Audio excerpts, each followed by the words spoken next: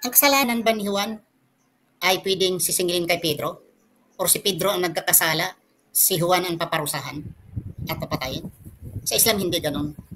Sa Christianity, ha, nakasala daw si Dani Adam at Eva, nakasala sila, lahat ay yung kasalanan nila ay namana natin, nasusunod natin.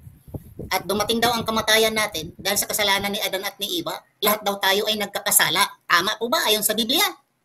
Ha? Dito sa Deuteronomio 24:16 sinasabi, ang nagsasabi ang kasalanan ng ama ay sa ama lamang. Hindi papatayin ng ama dahil sa kasalanan ng anak. Yung din ng anak ay hindi pwedeng papatayin dahil sa kasalanan ng ama. Yung dun sa Ezekiel 18:20 sinasabi rin na hindi mamamatay ang anak dahil sa kasalanan ng ama. Ha? Ang kasalanan ng ama ay para lamang sa kanya. At ang kasalanan ng anak ay para lamang sa kanya. Eh bakit nagkakasala si Adan at si Eva? Lahat tayo ay nagkakasala. Para bang pinaparusahan ninyo si Pedro? Ay si Juan naman ang nagkakasala. Wala pang kasalanan. Anak pa ng Diyos. O Diyos pa mismo. Diyos pa mismo nagpakamatay. Bakit? Hindi mo pa maligtas ang tao, Diyos ko, kung hindi ka magpakamatay? Ha?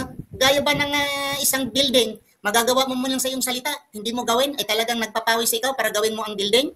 You cannot forgive human beings sins, ha? By only saying your words, ha? Nagawa nga ang mga bituin, nagawa nga ang mga lupa o ang mga planeta sa salita lang Diyos. Yung pang pagpapatawad ng kasalanan ay hindi mo magagawa. Yan ay kasinungalingan ho.